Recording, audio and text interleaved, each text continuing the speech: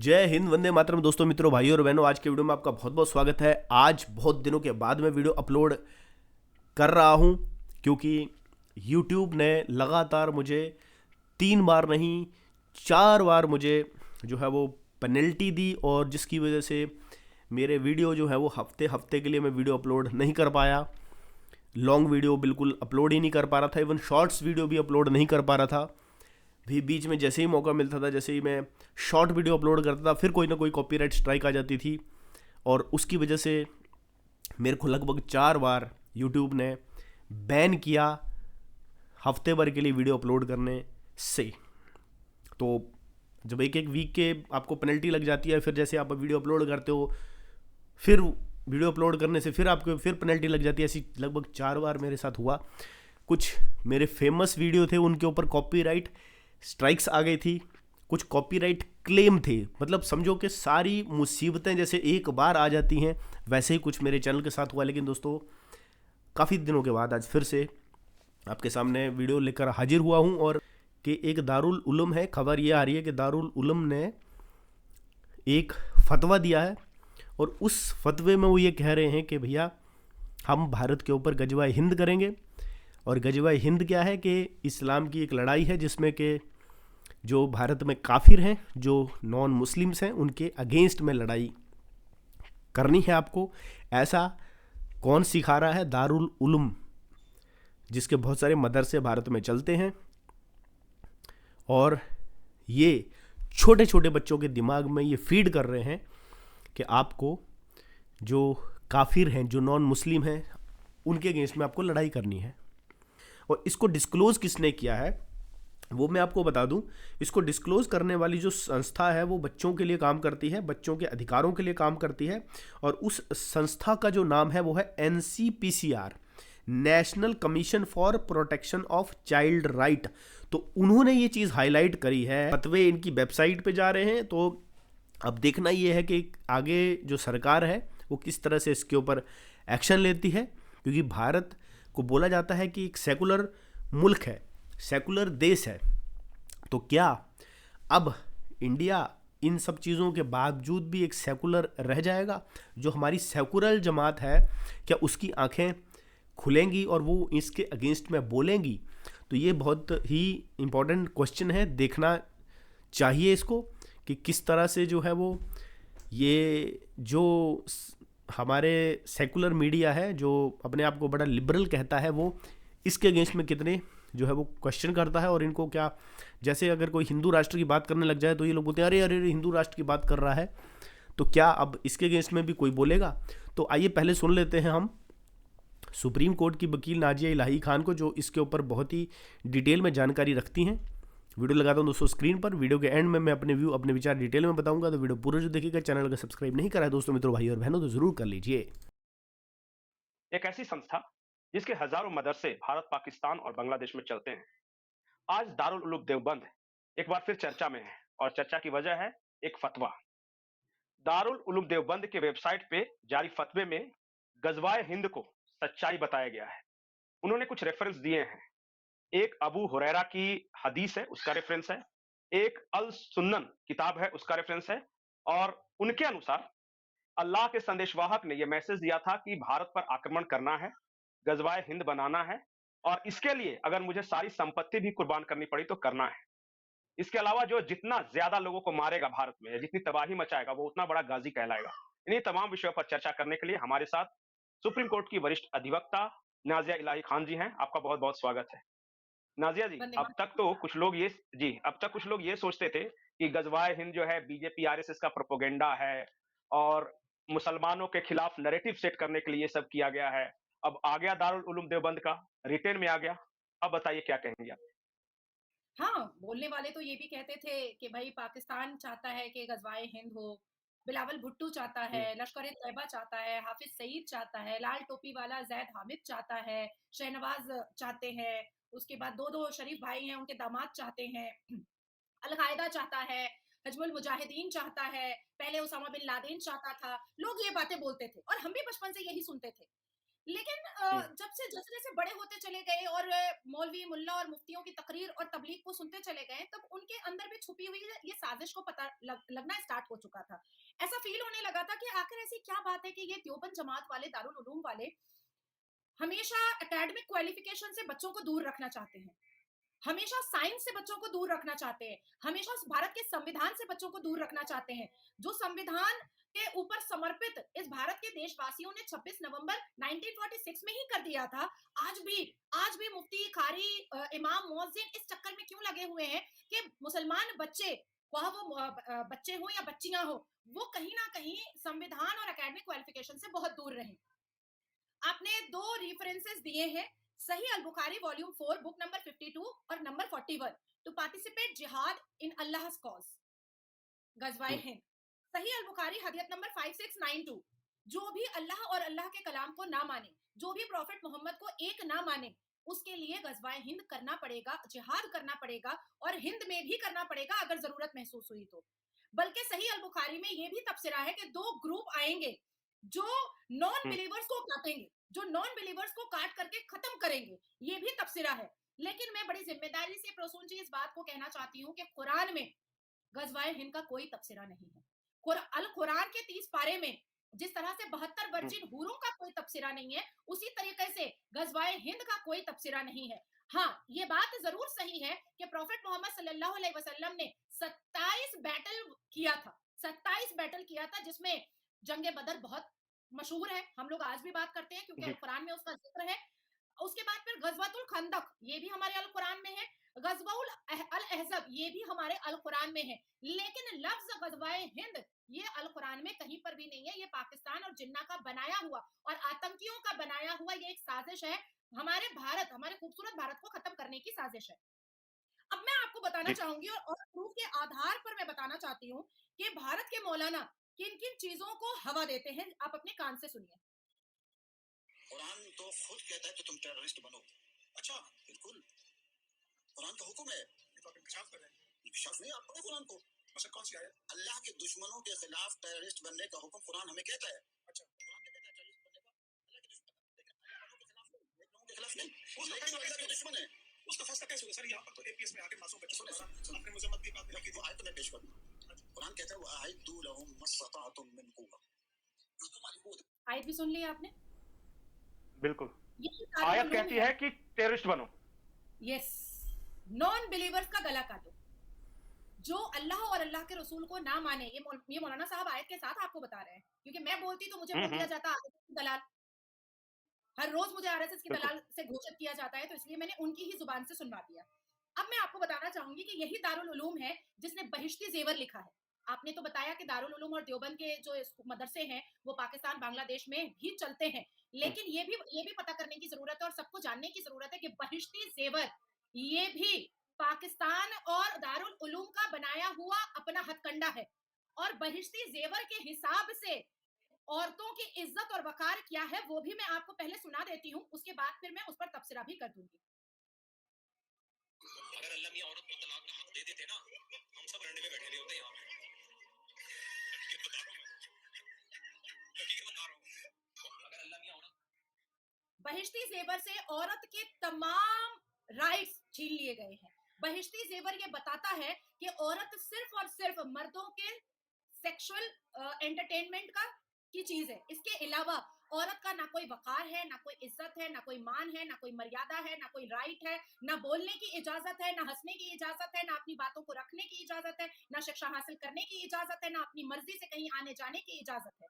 यही दारुल उलूम ने 2024 के जनवरी में एक फतवा जारी किया था अपने वेबसाइट पर कि जितनी भी मुसलमान बच्चियां हैं, चाहे वो किसी भी प्रोफेशन में हैं, उनको हिजाब पहनना पड़ेगा, नहीं तो उनको इस्लाम से बिल्कुल। खारिज कर दिया जाएगा। याद होगा आपको प्रसून जी?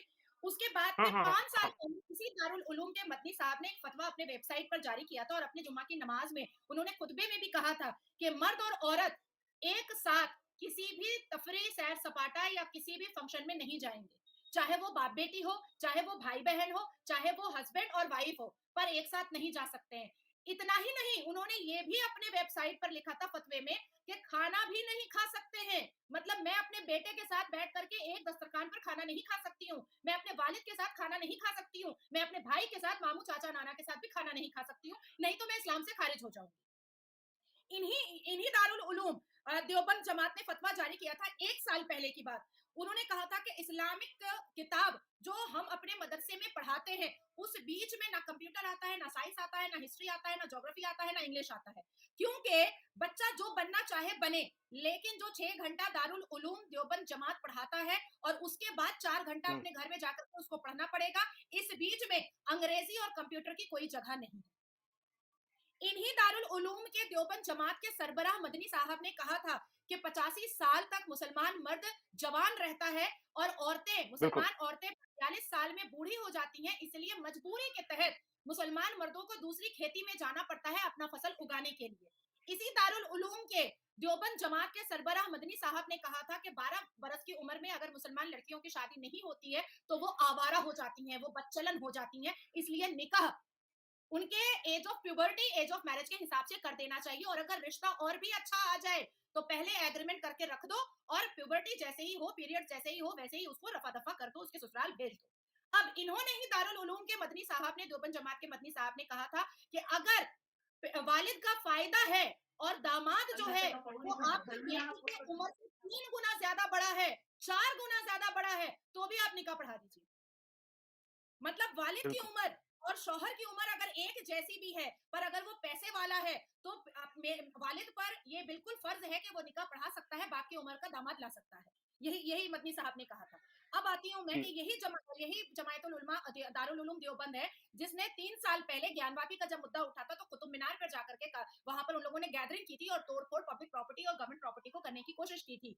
यही दारुल उलूम ने और देवबंद जमात ने। हम्म, अब मैं आती हूँ 2 साल पहले, 2 साल पहले दारुल उलूम देवबंद जमात के वेबसाइट को बैन कर दिया गया था, जिसमें सर्वोच्च न्यायपालिका ने इंटरवीन किया था और कहा था कि इस बिल्कुल। वेबसाइट की वजह से बहुत सारे टेररिज्म एक्टिविटीज को प्रोवोकेशन मिल रहा है, जिसमें अशरफ उस्मानी ने बहुत बड़े नेशनल न्यूज चैनल पर बैठ करके कहा था कि हम तो सजेशन देते हैं, इसको फतवा क्यों मान रहे हम्म, हैं आप लोग, जबकि वो फतवा था। हम्म, तो अब आप सोचिए कि इस दारुल उलूम के ऊपर क्या बुलडोजर नहीं चलना चाहिए? उसकी भी मैं वजह आपको सबूत के साथ बताती हूँ।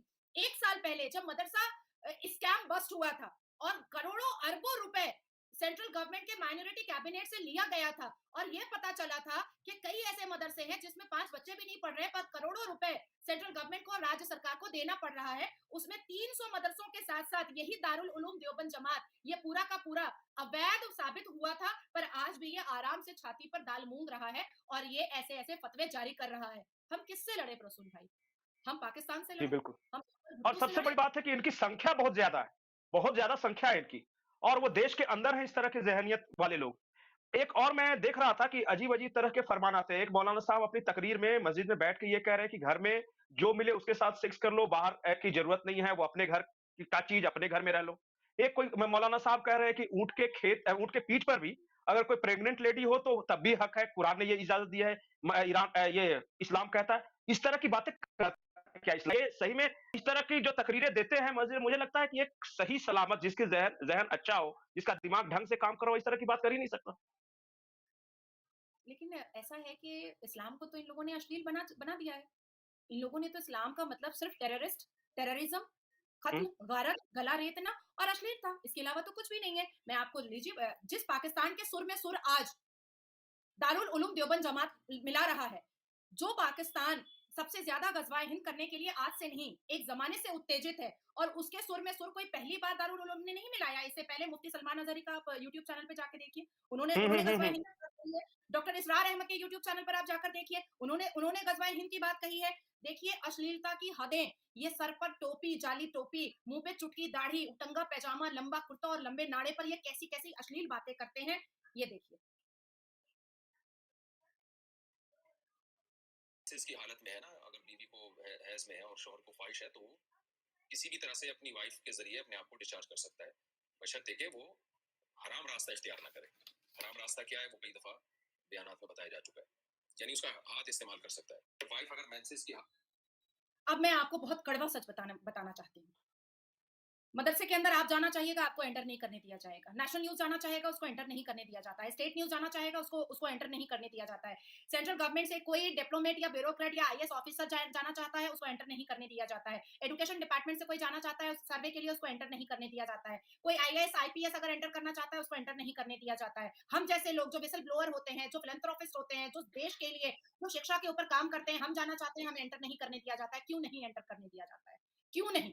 उसकी सबसे बड़ी वजह यह है कि मदरसे के अंदर अश्लीलता होती है, मदरसे के अंदर अनल सेक्स होता है, मदरसे के अंदर छोटी छोटी बच्चियों का मोलेस्टेशन होता है, मदरसे के अंदर बच्चियों को गलत तरीका बताया जाता है, अश्लील चीजें, अश्लील बातें बताई जाती हैं, मदरसे के अंदर बच्चों को गे बनाया जाता है, मदरसे के अंदर लाठी सिर्फ इसलिए नहीं और छड़ी सिर्फ इसलिए नहीं मारी जाती है क्योंकि उसने कुरान की सूरतें नहीं याद की हैं, छड़ी इसलिए भी मारी जाती है क्योंकि वो हाफिज जी को खुश नहीं कर रहा होता है। बच्चियों को छड़ी इसलिए नहीं मारी जाती है कि उसने कलमा नहीं याद किया है, छड़ी इसलिए भी मारी जाती है कि वो बच्ची अपनी चड्डी नहीं उतार रही होती है। मदरसे के अंदर अश्लीलता का नंगा बाजार चल रहा है और यही वजह है कि लोगों को एंटर करने की अनुमति नहीं दी जाती है।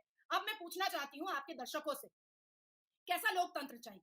जब से 10 साल से शिक्षा को सबसे ज्यादा सर्वोप्रिय और सर्वप्रथम हमारे भारत के प्रधानमंत्री ने रखा, तब से ये जितने मौलवी, मुल्ला, कारी और हाफिज और मुअज्जिन है, ये कह रहे हैं कि लोकतंत्र खतरे में आ चुका है, लोकतंत्र खतरे में आ चुका है, भारत में संविधान खतरे में आ चुका है। भाई आप संविधान मानते कब हो? ये मुसलमानों ने संविधान माना कब है? कभी नहीं माना है।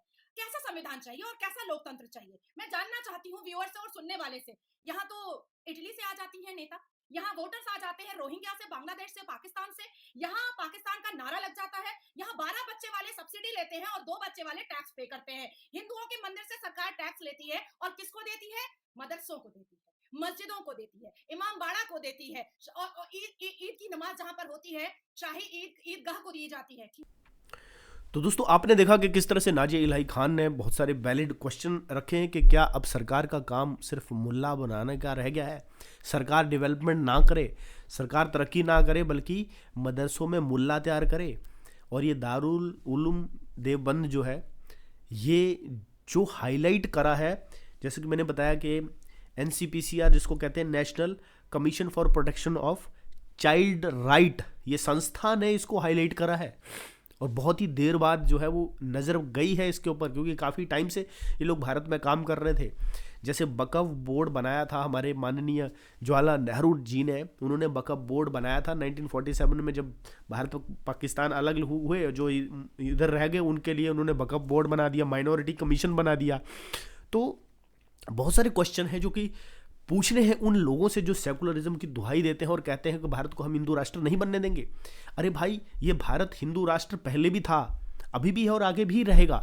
अगर इन सेकुलर लोगों ने अपनी आंखें नहीं खोली, ये सेकुलर लोग जो हैं एक आंख से ये देखते हैं और इनको सिर्फ और सिर्फ यही दिखाई देता है कि भैया इनके ऊपर जो माइनॉरिटी, जिनको ये माइनॉरिटी समझते हैं, वैसे तो अगर सेकुलर है तो माइनॉरिटी नहीं होनी चाहिए, अगर माइनॉरिटी आप बोल रहे हो तो सेकुलर शब्द नहीं होना चाहिए। लेकिन ये दोनों शब्दों को परस्पर साथ में लेकर चलते हैं और अपने एजेंडे को खींचते हैं। तो इसके ऊपर जो है वो गवर्नमेंट को ज़रूर कार्रवाई करनी चाहिए और ऐसे मदरसे जहाँ पर कट्टरवाद पैदा हो रहा है, इनको बंद करना चाहिए। ये जो है वो हर पर्सन को आवाज़ उठानी चाहिए। ये नहीं कि भैया आप ये बोलो कि नहीं नहीं नहीं ये बीजेपी वाले हैं ना, यही इस क्वेश्चन को उठा रहे हैं। देखिए मैं आपको बताऊं, ये राजनीतिक मुद्दा नहीं है, ये देश का क्वेश्चन, देश का प्रश्न है। और अब इटली जैसे देश भी जो है वो, वहाँ पर भी लोग अवेयर हो रहे हैं, जागरूक हो रहे हैं, क्योंकि उनके देश में भी बाहर से जो है वो घुसपैठिए घुस रहे हैं, तो वो लोग भी धीरे धीरे जाग रहे हैं। अब अभी अगर भारत के लोग जाग गए ना, तो आने वाले जो पीढ़ियां हैं वो आपका धन्यवाद करेंगी। लेकिन अगर आप अभी भी उसी तुष्टीकरण की राजनीति में पड़े रहे और उन पार्टियों को सपोर्ट करते रहे जो तुष्टीकरण करती हैं, तो फिर भारत का कुछ नहीं हो सकता। इसके लिए आपको ज़रूर आवाज़ उठानी चाहिए। आप अपनी राय, अपने सजेशन कमेंट बॉक्स में ज़रूर बताएं और इस चैनल पर मैं वीडियो ऐसे ही लाता रहूँगा। वीडियो को आप शेयर कीजिए, लाइक कीजिए, सपोर्ट ज़रूर कीजिए। चैनल को सब्सक्राइब नहीं करा है दोस्तों, मित्रों, भाई और बहनों, तो ज़रूर कर दीजिए। ऐसे वीडियो चैनल पर लेके आता रहूँगा। मिलूंगा नेक्स्ट वीडियो में, तब तक दोस्तों जय हिंद, जय श्री राम, वंदे मातरम।